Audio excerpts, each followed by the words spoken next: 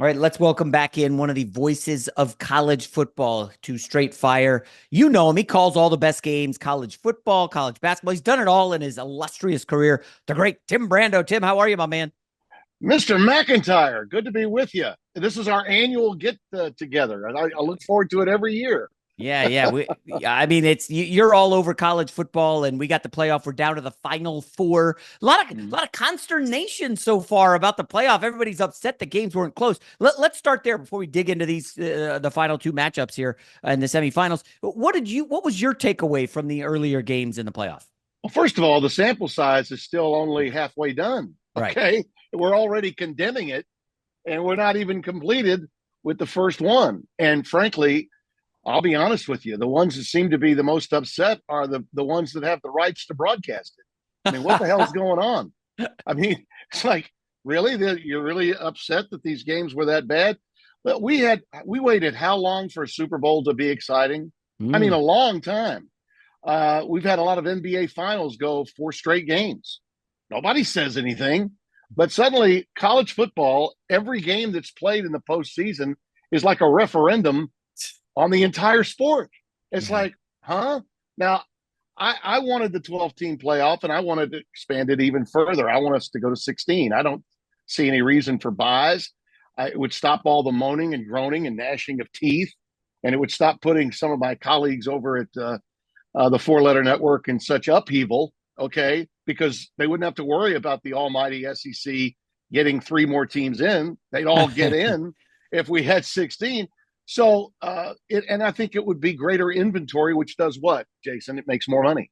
The more inventory you have, the more Yep. money you make from television, and with revenue sharing going in 26, and these schools are on the hook for that lawsuit that the NCAA lost.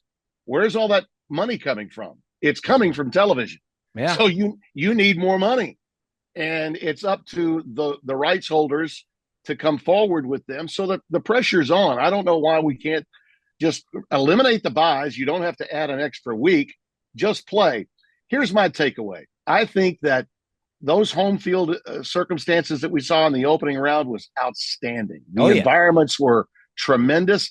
Yeah, the games were lopsided. That's unfortunate, but that can happen anytime. Okay, without the tragedy in New Orleans in our home state, I think New Year's weekend would have been fantastic. Now they managed the situation; they played it a day later, and the Sugar Bowl got taken care of. But the environment for the Rose Bowl, and I thought the way that the Peach Bowl played out with Arizona State proving they belonged Yeah. with that incredible comeback in a game that went into overtime. And I thought Boise State acquitted itself beautifully, Yeah. even though they lost to Penn State. So this idea that this tier of teams can't play with that's garbage. That's part of the essence of sport. They're always going to be favorites. They're always going to be underdogs.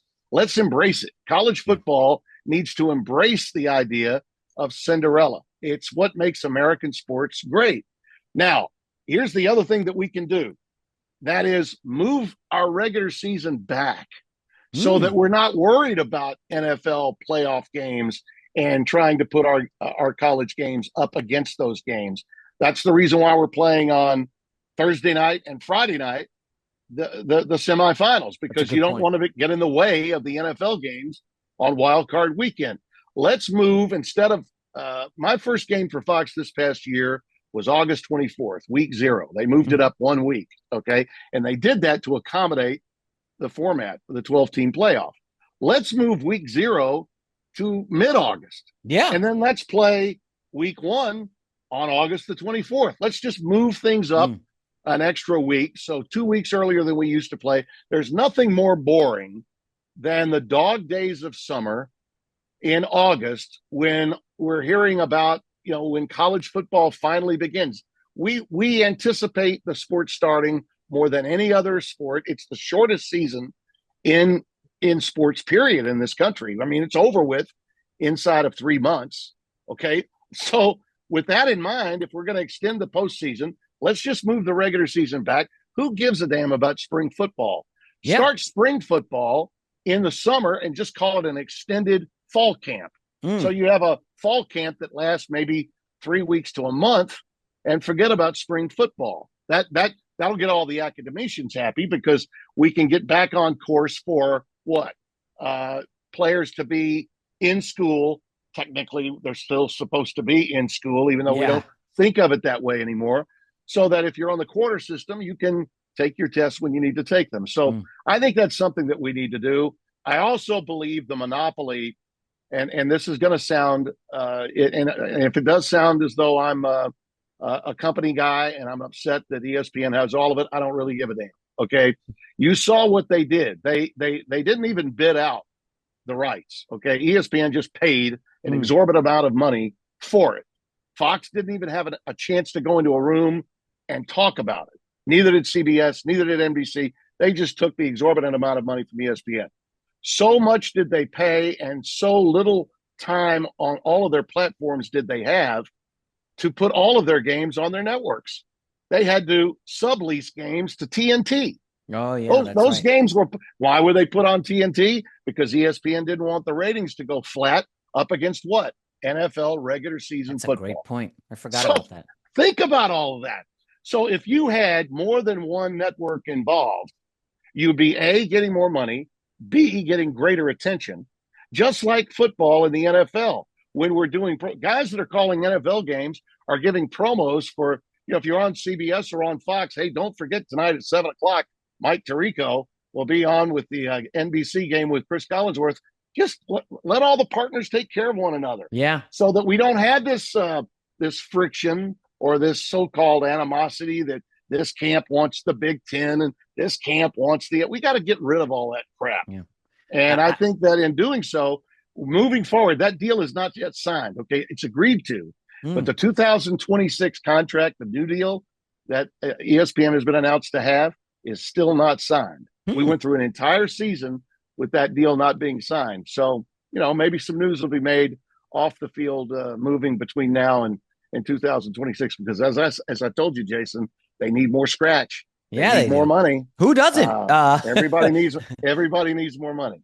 It feels like you're lobbying to be the college football czar, which is much needed. They need some kind of, if not just one guy, like a team of 3 or 5. And anytime people are like, oh, you got to have Nick Saban. Well, no. Nick Saban has, he's going to help out his SEC guys. You don't really have an allegiance. You've been at every network. You've been all around. I know you're in SEC country, but I guess, but it feels like you're impartial. I like those strategies. So you're open to, you would go 16, right? You would bump it up? Yes. And that's it. I don't think we need to go further than that. 16 is all we need. And again, because we do need to take the bowls need to be a part of this system. Okay. But instead of having the Oregon-Ohio State game, which by the way, the misseeding, that'll be taken care of immediately. I left that out. Yeah. And that was just the reason that happened was because of the paranoid commissioners who were concerned that their college football playoff games in their own leagues would not matter if they didn't guarantee the winner a seed in the playoff. Well, guaranteeing a place in the playoff is fine. All you needed to do was watch the basketball guys who guarantee a spot in the tournament, but not seeding. Okay, just seed it properly and guarantee a spot for your conference champion, but you don't automatically get a week off and get to play a week later than ever. You saw how it worked. It didn't work out very well. It worked horribly. Everybody who had a bye lost. Everybody lost. Yeah. So that can be taken care of quickly.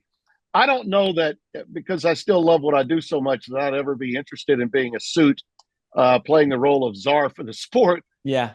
But I'll tell you, Jason, we do need one. And there are guys out there that could be really good at it. Oliver Luck would be an outstanding czar for college football. He helped with the United States Football League when Fox put that together. And now they've turned into the UFL when they brought The Rock and his people from the XFL people in. Oliver knows it. Andrew's dad has been around at every level of leadership and intercollegiate athletics. He's got ties to a bunch of different leagues. Another guy that is a former counselor, a former Ivy League player at Yale, Jack Ford, is another guy that's been a part of the National Football Foundation ever since I began as a broadcaster nationally 40 years ago. Jack would be outstanding at it. He's a guy that's been in the courtroom. He's been a litigator. He understands the business of television to go along with the business of college football. There are a lot of great candidates, but here's the deal. Do the egos of the conference commissioners, Oh, yeah. will they allow for someone to turn to that would be looking out for the best interest of all of college football, not just their own constituency? Yeah. And that's the rub. I think a lot of people believe that the SEC and the Big Ten are already in cahoots, that it's Sankey and Petitti. And by the way, I respect them both. I do. Tony Petitti, I worked for 9 years as the executive producer at CBS while I was there. I have the utmost respect for him. And I do think both of them do care about college football in its totality. But the issues are they serve at the pleasure of the presidents. So if you're serving at the pleasure of the presidents of those schools, you really can't be a czar. So they need to find someone that they really trust that could be looking at. And I'm talking about issues not just off the field, but on the field. Oh, certainly. As well. But I don't know what targeting is, Tim. I don't know what targeting is. They still have not made it clear. I mean, honestly, evidently they don't either. Well, did you think it was targeting the Arizona State-Texas play? Absolutely. I mean, helmet to helmet. It was obvious.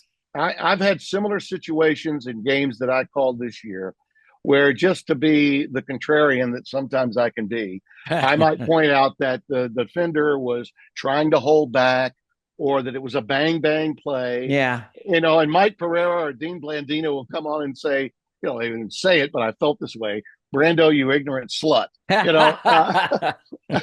Because I was just trying to come up with something that might defend the idea or the notion that maybe this isn't targeting.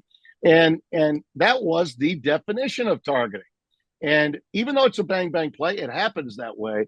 And see, here's the issue. Because the Big Ten and the SEC have such power, okay, there is this view from people in social media, especially today, that the fix is in, that there's some kind of bias.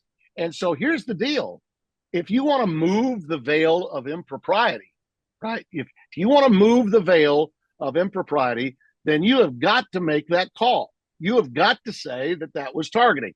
And the fact that they didn't call it that, and that would have we don't know what would have happened. Maybe the kicker would have missed a field goal, but Arizona State would have a chance to milk the clock. They were already in field goal range. They could have ended it in regulation.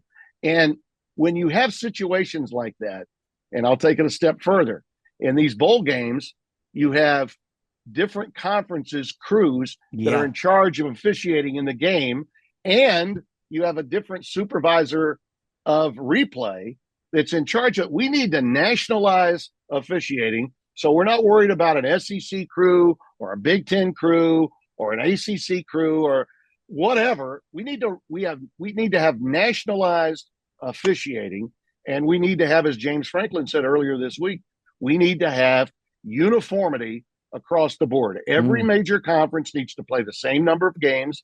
There needs to be balance in the scheduling so that you're not getting away with playing FCS teams in late November SEC, and it's not hurting your metrics because you already know the metrics are on your side. And we got to fix a lot of things with college football, but the playoff, this move was historic. It's been, I think, largely positive, and yet most of the people involved, and particularly those that are getting to cover it firsthand, have more problems with it. And I'm saying to myself, my God, fellas, just stop. Be happy. Be happy. This is an historic time in college football. Find the good.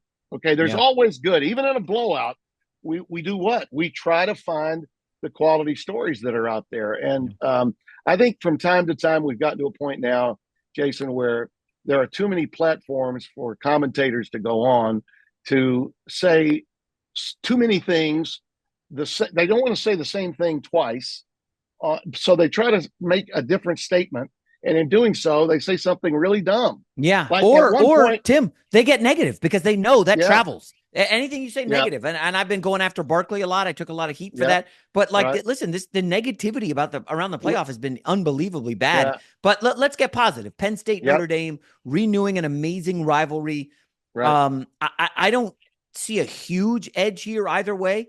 I don't trust either quarterback. I'll be honest. I like Riley Leonard, but I don't I mean, he had 90 yards passing against Georgia, and then Yeah, but he made Aller, big plays. He made big plays he though with did his legs. with his He legs. made big plays with his legs. What's your I'm early read on this?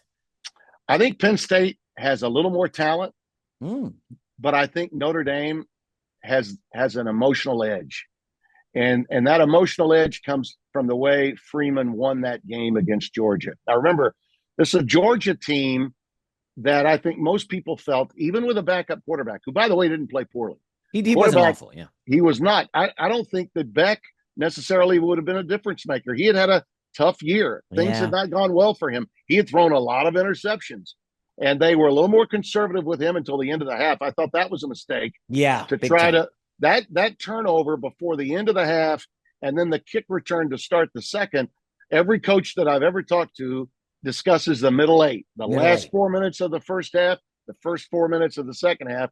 Notre Dame blitzed them in those last 4 minutes of the first and the first 4 minutes of the second, and they really never looked back. But what Freeman did in stealing possessions, particularly the fake punt, when Georgia actually jumped off sides and they got a free first down, held onto the ball, they did the little things the way you have to do them to win. They played the game as though they were an underdog, and I'm not so sure that they were that big of an underdog to this particular Georgia team, because this was not as dominant a Georgia team as Yeah. Kirby Smart's had in recent years. But that's the way they played.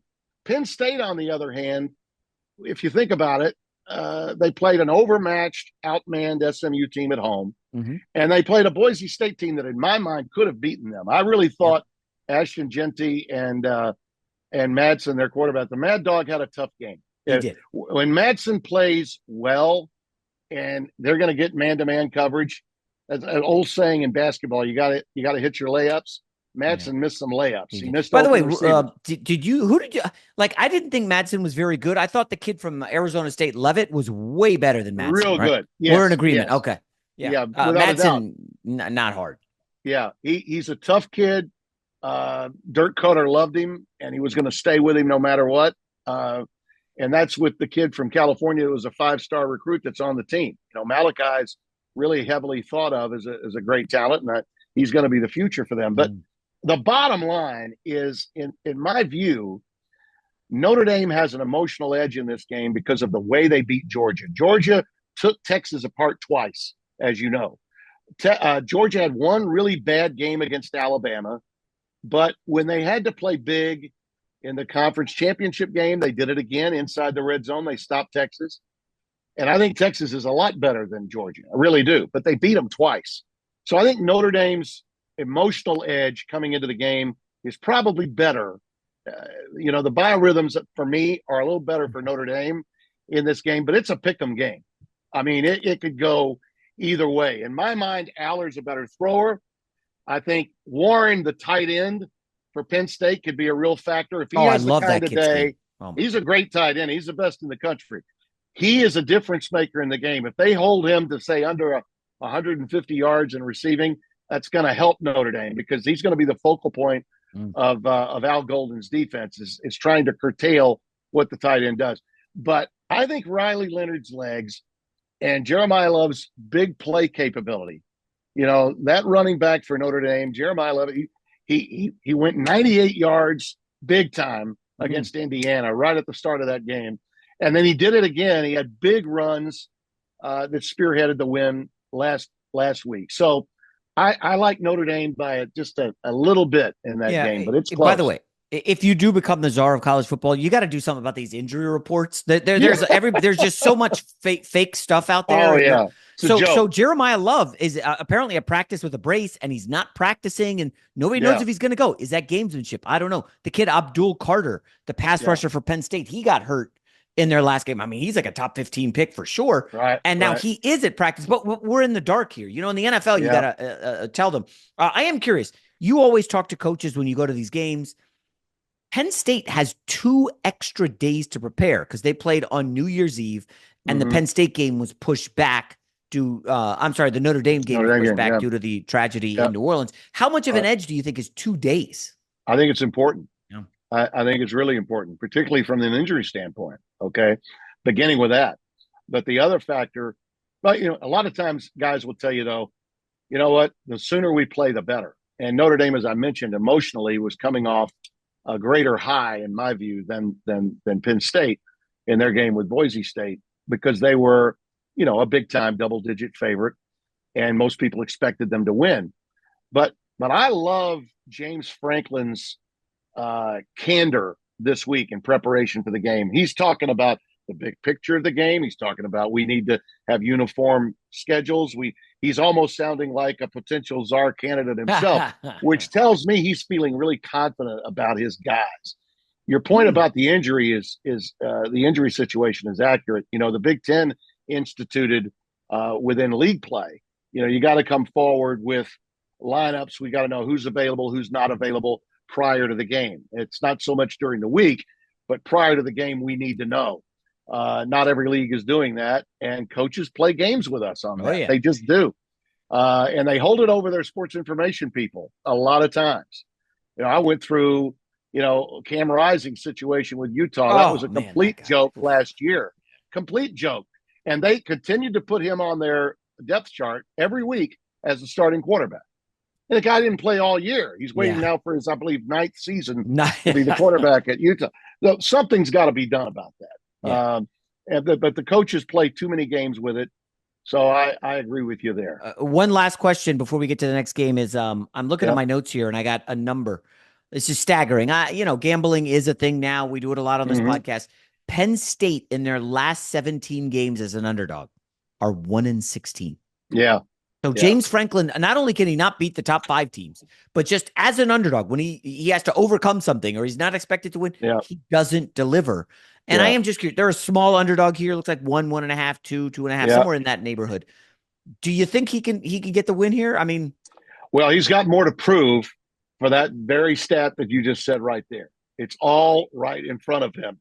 And there's been a history of Penn State within the conference, beating the teams they're supposed to beat. Yep. But not getting past Michigan, not getting past Ohio State in the games that really mattered. Now, they were able to rid themselves of some of that this past year, but Michigan struggled until the very end of the year.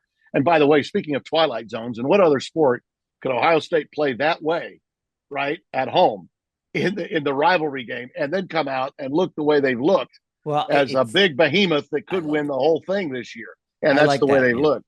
But the bottom line is, Freeman, to my way of thinking, has far less pressure. By Notre Dame standards, that's saying a lot because all Notre Dame coaches have pressure. Brian Kelly got there a couple of times, and when he did, it was awful. It didn't look good, Right. And now Freeman, who's really a player's guy, you can see how much those guys love playing for him. And when you get the buy-in from a transfer quarterback like Riley Leonard, this is the thing that really intrigues me about him. He's not as talented as Aller. I don't know that he'll play it down at the next level. I frankly don't give a damn whether he plays at the next level. The only time I get upset with you and Colin is when I hear you talking about pro prospects at the quarterback position in college.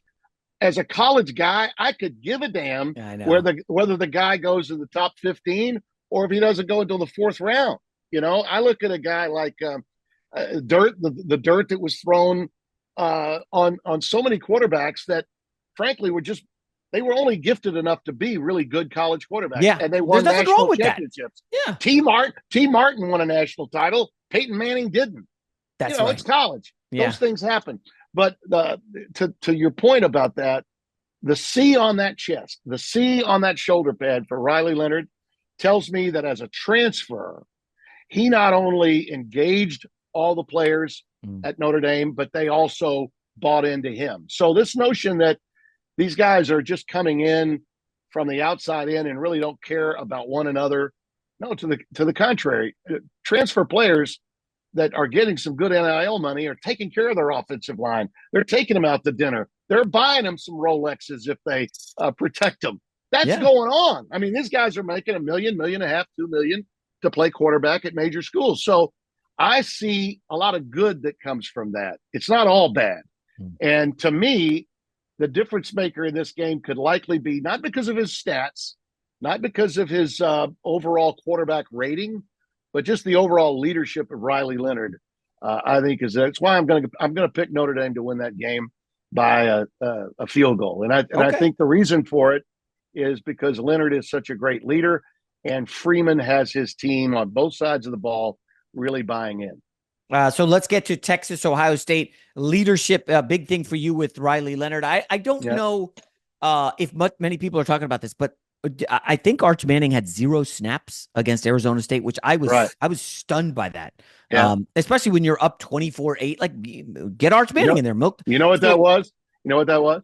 That was Sark sending a message to the legions of Texas fans that have been on his ass all year mm, about a package of plays for Arch Manning. There's a hard headedness to some college coaches, and Sark, as affable and as enjoyable as he is to talk to, he's one of my favorites.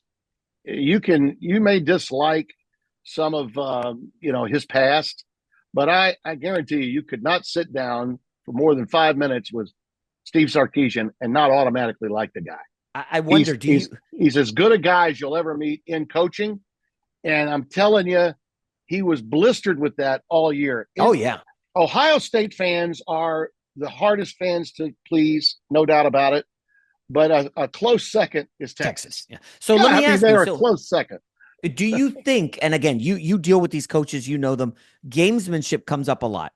Yes. If I told you, hey man, Texas is a double-digit favorite, I wonder if Sark thinks they're going to waltz. They're not going to use Arch because they're going to save the Arch package for Ohio State when they're definitely going to need it in a much tougher game. And they didn't want to show Arch because I think Sark went into that game confident. I Is I that a would little believe too no, I conspiracy believe theory? that wholeheart. No, I believe that wholeheartedly. I believe he knows against Ohio State that he better have a package of plays for Arch Manning because his Oh yeah. ground game in and of itself, even though they had some really good chunk yardage from time to time against Boise State, they were bigger, stronger, and faster at just about every position. Yeah. That's not going to be the case here. You're talking about the best roster and the highest paid roster in the NIL transfer portal era in Ohio State, even greater than that of Texas. Who's their athletic director? Ross Bjork. Where did he come from? He came from A&M. They didn't have enough oil barons' money at A&M to keep him from spending the guys with more money in Columbus, Ohio. So they've spent more than even Texas has spent. Okay, and they've spent $2 million on the backup at quarterback. So you can bet that the package for Arch Manning to run the ball a time or two or three or four is going to be there for the Ohio State game. Oh It's yeah. got to be. And Well, I don't doubt for 1 second that he thought in his mind, you know what?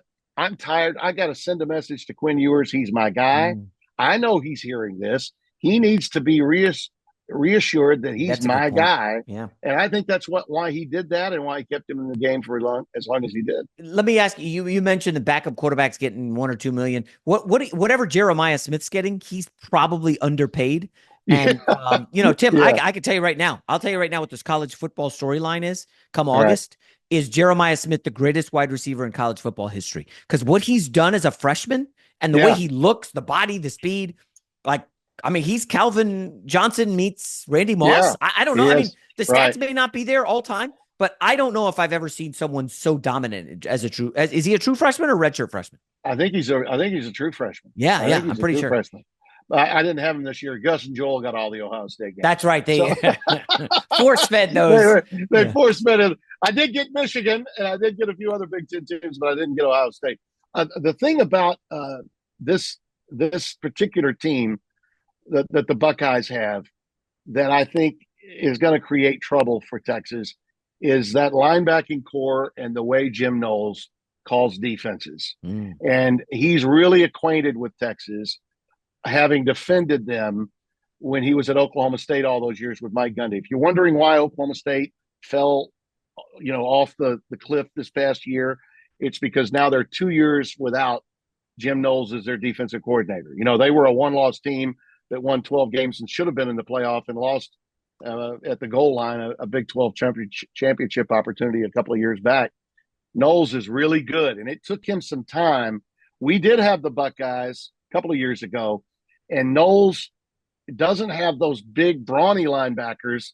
He takes safeties a little bit like Saban's struggles at Alabama before He understood you needed to have hybrid safeties playing outside linebacker. Mhm. Well, that's kind of what he inherited at Ohio State. And he couldn't play the same defense as effectively in his first year because he didn't have the right guys. Ah. Now he's got the right guys. Now, Sawyer, the guy in the middle, he's the meathead that's got Oh, he's a big time, big stick, old school Randy Gradishar kind of Ohio State defensive linebacker. But the other guys have all got incredible speed. They're basically hybrid safeties. They can play almost any position. So their sideline to sideline speed is tremendous. And that's why I think Texas's run game is going to have trouble without Arch Manning. I think if you're trying to run a stretch play and get your running back to cut it back up, or if you're trying to run a jet sweep, they've got no problem defending that. You've got to attack Ohio State vertically.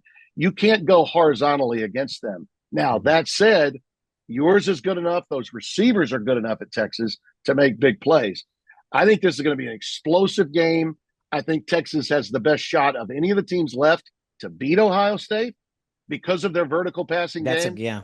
But they've got to get the protection necessary for yours to do that. And Knowles is a guy that will come with exotic blitz packages, zone blitz, exotic blitz packages, somewhat like Saban when he came into college football, that can really cause trouble for a quarterback. So that's the thing to watch out for. Texas has a chance, and I think they're the only team that can beat Ohio State of the four that's left. Probably Of the because of three, the offense. three that are left. Yeah. It's interesting you mentioned that about the defensive coordinator, because I remember that Oregon game, the first meeting, and it looked like they played a lot of press man coverage, and their corners were just getting roasted. It was just big play after big play. And some Ohio State buddies I got are just like, we got to get. I mean, we're getting cooked on the big plays. So I went in there.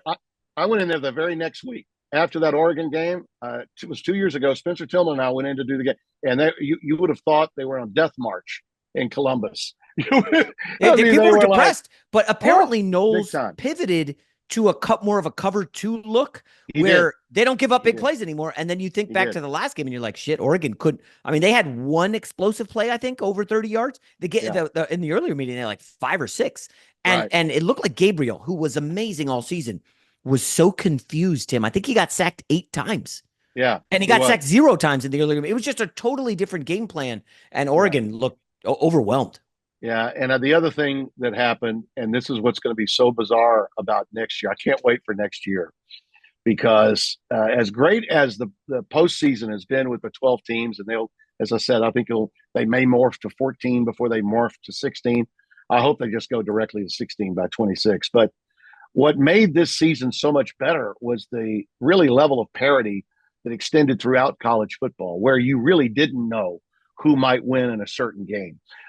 The big kahunas and the blue bloods are still who they are, but they're all more susceptible to losing because they've lost players in NIL to other teams because they want to play. They want to go someplace where they can get some star power themselves, have some balls either thrown their way or some handoffs that allow them to run the football a little more.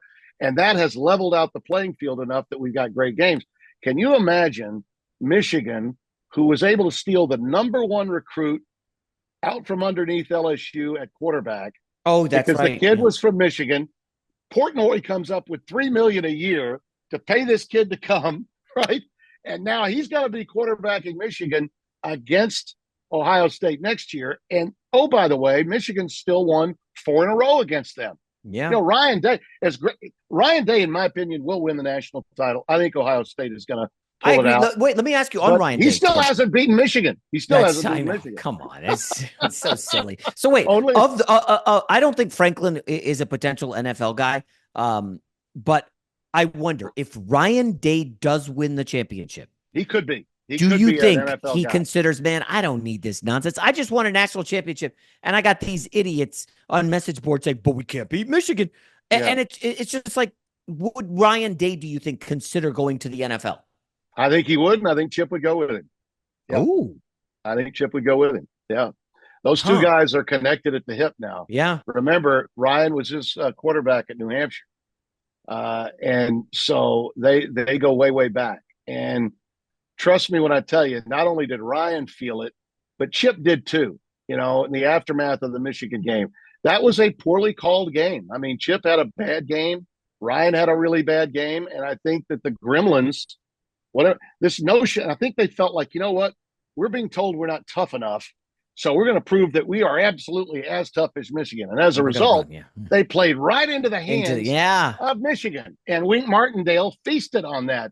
The defensive coordinator for Michigan had the strength of his team was his defensive front. He had two first-round picks right in the middle of that defense, and the linebackers were pretty good too. They took the one-on-ones and they really took Jeremiah Smith completely out of their game plan and lost as a result. But the blowback was so significant. Okay, Ohio State and Columbus in general love going there, but their fan base is really a pro base. You know, they're right there between Cincinnati and Cleveland. And when you look at the crowd, the size of the city is, of course, larger than Cincinnati. And the press there treat Ohio State like a pro franchise. Oh, heck yeah. Not like a college town. It's not. And when you go to one of their games, and I've had 3 assignments there in the time that I've been at Fox, and they've been prohibitive favorites in the game.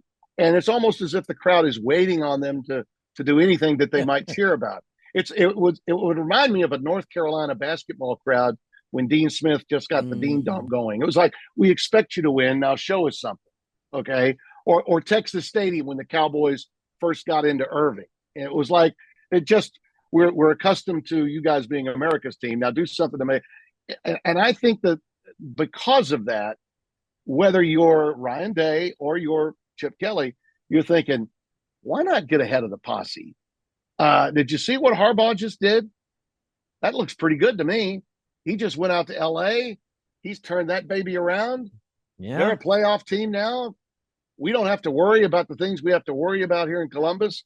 Is the chance there that he would go pro realistic? I think it is. I mean, what about, there isn't think it is. Like Bears job, okay. Raiders job, but the Jags have a quarterback. That's interesting. The idea of Ryan Day and Chip Kelly is some package deal to the NFL. I guess we could wrap up on this.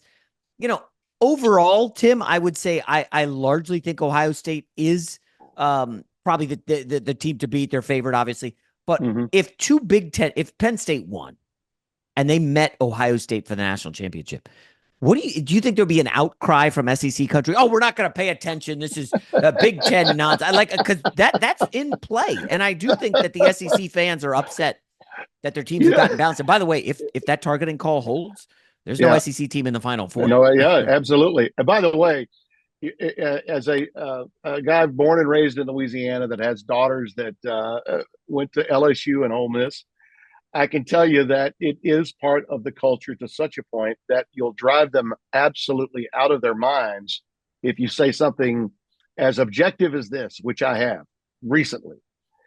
College basketball, the SEC is by far and away the dominant league. College football, they're not this year. Boy, that pisses them off. You talk about, oh my God. They can't see anything being positive about basketball being a numero uno. But you're telling me that football we're not? That's shameful. Brando, you just lost your SEC card. You're now officially a Fox guy and a Benedict Arnold to our league. So wait. They get on me quickly when I do Tim, that. So you get this on social media, but I am curious. In SEC country, will people come up to you and say stuff? Sure. Really? In airports. Like really negative stuff? Because I've only gotten No. I get mostly good. Mostly good. Okay. Mostly it's, boy, we sure do miss you in the SEC, Timmy B. Yeah, Mostly it's that. But on occasion, and especially in social media, Brando, you're just trying to stay relevant. Oh, yeah, social media. Fox.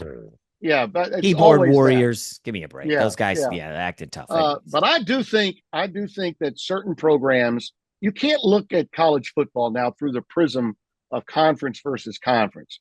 And I think that's been proven by the way teams like Boise State have played, teams like Arizona State, who's new to. Think about it. This is a program that was mired in NCAA issues when Herm left. Yeah. Well, Herm Edwards left, and here's Dillingham, who gets the job at age 32. Last year, I got Caleb Williams going in to play USC. He's down to a fourth quarterback because all of them were injured. And hell, Cam Scatteraboo put on a show that night, and I think served USC notice that they were in trouble because they only lost that game by about 8 points because of Scatteraboo. And even though they had a losing season that year, look at the jump they made this year. So you can't look at college football now and its power structure any longer as conference versus conference in power. It's a matchup thing. It's about team versus team. Who matches up? Okay. And like that's what I love about these two games coming up this week. Notre Dame Penn State, it's a hell of a matchup. You know, it's really strength on strength. Both of them do the same things pretty well. Give a slight edge in passing to Penn State, slight edge in running and special teams and intangibles to Notre Dame. Ohio State, Texas, only team I think in this field that can go mano a mano for scoring offensively because of their personnel with Ohio State is Texas. Yeah. And yours, even with the injuries, yours is a big time talent. He's still high on everyone's list, even though he's had the injured knee. I think he's still going to have a future. And, you know, that's the only thing that is a little bit of an issue for Sark is that he needs to know that Ewers knows that he's okay. And that's why this whole Arch Manning thing has been sort of a political football for him off the field.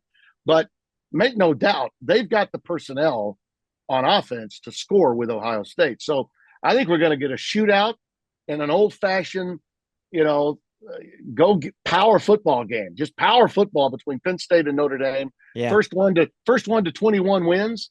And the next game, I think the next game is going to be an over. It's an over, not an under game. And the first one to 40 wins. I think it may take 40 points in that game. I'll say win. First to 17 wins in the Penn State. Okay. Tim Brando, great stuff.